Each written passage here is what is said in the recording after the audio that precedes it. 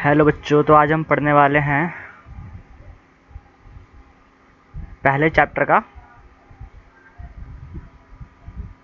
ठीक है, chapter number first का, क्लास 10th का चैप्टर फर्स्ट का साइंस का केमिकल रिएक्शन एंड इक्वेशन, और उसमें भी पढ़ेंगे हम डीकॉम्पोजिशन रिएक्शन। ठीक है, उसमें भी हम क्या पढ़ेंगे? Decomposition reaction. चलो, तो भाई डीकम्पोजिशन रिएक्शन क्या होती है? तो डीकम्पोजिशन रिएक्शन होती है जैसे हमारे पास, जैसे इसमें क्या होता है कि अगर मेरे पास कोई एक मटेरियल है ना, मेरे पास कोई एक पदार्थ है, तो हम उस पदार्थ को किसी भी एक्सटर्नल फैक्टर को डाल करके, किसी भी एक एक्सटर्नल फैक्टर को डाल करके हम उसको तोड़ दें, है ना। दो या दो से ज़्यादा पदार्थों में क्या कर दें? तोड़ दें। यानी कि ये जो है, ये हमारा क्या है? ये हमारा रिएक्टेंट है, और ये हमारा क्या है? प्रोडक्ट है। एग्जाम्पल के तौर पर क्या लूँ भाई? अगर मैं पानी ले लूँ, पानी को अगर मैंने क्या करूँ, हीट कर दूँ या गर्म कर दूँ, तो वो क्या होगा? वो अपने दो भागों में क्या होगा? टूट जाएगा। ठीक है, तो यानी कि यहाँ पे क्या हो रहा है? एक मटेरियल अपने दो या दो से ज़्यादा भागों में क्या हो रहा है? विघटित हो जा रहा है। तो यह एक प्रकार की प्रतिक्रिया है जिसमें एक संयोजक दो या दो से अधिक उत्पादनों में विघटित हो जाता है। इस प्रतिक्रिया में एक यौगिक अपने उत्पादनों में विघटित हो जाता है, यानी कि जिससे ये मिल करके बना था उसी में वापस से क्या हो जाएगा? विघटित हो जाएगा, यानी कि वापस से उसी में टूट जाएगा। अब थर्मल डिकम्पोजिशन आता है, यानी कि डिकम्पोजिशन रिएक्शन का ही एक और पार्ट, जिसको हम क्या बोलते हैं? Thermal decomposition. अब थर्मल डिकम्पोजिशन का मीनिंग क्या है? थर्मल का मतलब क्या होता है? यानी कि इसको हम बोलते हैं तापीय अपघटन। ठीक है, इसको हम क्या बोलते हैं? तापीय अपघटन। तो इसमें क्या होता है कि ये एक प्रकार की अभिक्रिया जो होती है, मतलब होता है इसमें वही है कि मेरे पास क्या है कि कोई एक मटेरियल है, हमने उसको क्या करा? हमने उसको हीट देनी है। क्या करनी है इसमें हमने हीट देनी है। स्पेसिफिक क्या करना है? हमने इसमें हीट देनी है। तो ये अपने दोनों पार्ट में क्या हो जाएगा? टूट जाएगा। ये मेरा रिएक्टेंट है और ये मेरा उत्पाद है, यानी कि प्रोडक्ट है। ठीक है, ये मेरा क्या है? ये मेरा अभिकारक है, और ये मेरा क्या है? उत्पाद है। ठीक है, तो ए जो पार्ट है वो अपना बी और सी में टूट गया। अब इसके कुछ एग्जाम्पल हम देखेंगे।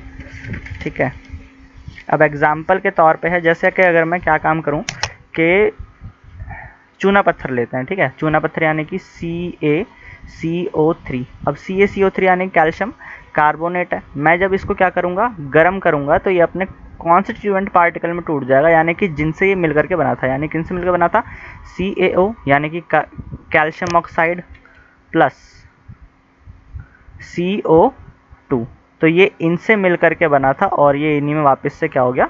टूट गया। तो एक पार्ट है वो अपने दो या दो से ज़्यादा पार्टों में क्या हो गया? ब्रेक हो गया। तो ये हमारी पहली इक्वेशन है। अब इसके बाद देखते हैं एक और इक्वेशन है। एक और इक्वेशन कौन सी है भाई? जैसे अगर मेरे पास क्या है भाई? फेरस सल्फेट है, FeSO4, है ना। ये मेरे पास क्या है? FeSO4।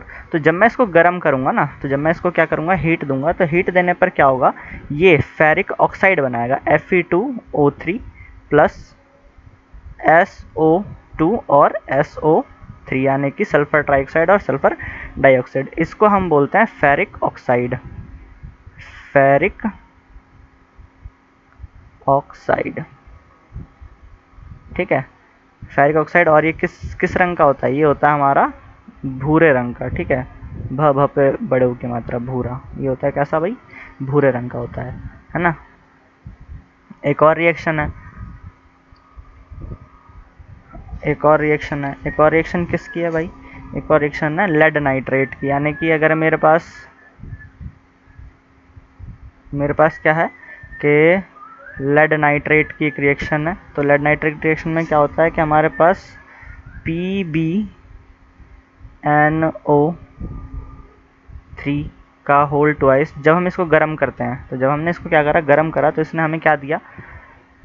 PbO यानी कि लेड ऑक्साइड प्लस NO2 यानी कि नाइट्रोजन डाइऑक्साइड, और साथ में क्या देगा ये हमें? O2 यानी कि ऑक्सीजन देगा।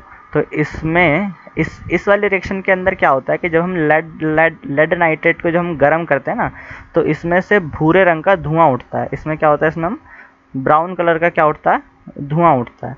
तो इसका मतलब क्या है कि इसके अंदर क्या है, नाइट्रोजन डाई ऑक्साइड बन रहा है। ठीक है, अब इसके आगे बढ़ते हैं। आगे हमारे पास क्या है, इलेक्ट्रोलाइसिस है, यानी कि ऐसी अभिक्रिया जो कि बिजली के द्वारा होती है। इसको हम क्या बोलते हैं, इसको हम बोलते हैं, इसको हम बोलते हैं विद्युत अपघटन। विद्युत अपघटन। अब इसमें क्या होता है कि जैसे हमने क्या ले लिया, हमने पानी ले लिया। ठीक है, पानी यानी कि H2O। तो जब हम इसको क्या क्या देंगे, जब हम इसको विद्युत देंगे ना, तो यह जिनसे मिलकर के बना था, यानी कि हाइड्रोजन और ऑक्सीजन, उन दोनों में क्या होगा, ब्रेक हो जाएगा। अब इलेक्ट्रोलाइसिस होता कैसे है ना, तो अब ये इलेक्ट्रोलाइसिस होता कैसे, ये अपने आयंस के अंदर एक्सचेंज हो जाते हैं, H+ और O2 नेगेटिव में। ठीक है, और फिर ये इस तरह से ये बनाते हैं। इसको देखते हैं कि होता कैसे, इलेक्ट्रोलाइसिस जो होता कैसे। जैसे हमारे पास ये क्या है, ये एक बीकर है। ठीक है, ये क्या है, ये एक बीकर है। तो हम क्या काम करेंगे, इसके अंदर 2 रॉड डालेंगे। अच्छा, इसके अंदर पानी भी रहता है। ठीक है, इसके अंदर क्या है, इसके अंदर पानी भी रहेगा, यानी इसके अंदर क्या रहेगा, इसके अंदर रहेगा H2O।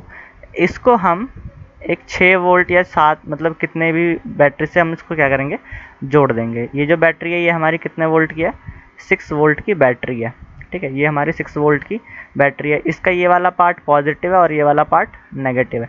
तो जो नेगेटिव वाली रॉड है इसको हम बोलते हैं क्या, कैथोड। ठीक है, और जो पॉजिटिव वाली रॉड होती है इसको हम बोलते हैं क्या, एनोड बोलते हैं। ठीक है, तो जैसे ही हम इसका स्विच ऑन करते हैं, इसका जैसे हम स्विच ऑन कर देंगे 6 वोल्ट की बैटरी का, तो जो हमारा जो वाटर है ना, वो अपने कॉन्स्टिट्यूएंट पार्टिकल में टूटना शुरू हो जाएगा। अब किस किस में टूटेगा, ये टूटेगा H पॉजिटिव और O2 नेगेटिव। ठीक है, अब अगर इसका ये वाला पार्ट है, ये क्या है, ये हमारे पास आयन है भाई। अगर हमारे पास किसी भी तरीके का परमाणु है और उसके ऊपर किसी तरीके का क्या है, चार्ज है, तो उसको हम आयन बोलते हैं। तो ये हमारे आयन्स हो गए, है ना। तो अगर इसके पास, इसके ऊपर देखो कैसा चार्ज है, इसके ऊपर नेगेटिव चार्ज है, तो नेगेटिव वाला पार्ट जो है वो किस पे जाएगा, पॉजिटिव वाले पे जाएगा। तो ऐसा आयन जो कहाँ जाएगा, तो ऐसा आयन जो कहाँ जाए, एनोड पर जाए, है ना। ऐसा आयन जो कहाँ जाए, एनोड पे जाए, उसको हम क्या बोलते हैं, एनायन बोलते हैं। ठीक है, और ऐसा आयन, अब ये वाला जो पॉजिटिव वाला पार्ट है वो जाएगा इसके नेगेटिव वाले पार्ट पे, और ये यहाँ से क्या हो जाएगा, यहाँ से हाइड्रोजन निकल जाएगी और यहाँ से ऑक्सीजन निकल जाएगी, रिलीज हो जाएगी। ठीक है, अब ये वाला जो पार्ट है ये जाएगा इसके नेगेटिव वाले पार्ट पे, यानी कि ऐसा आयन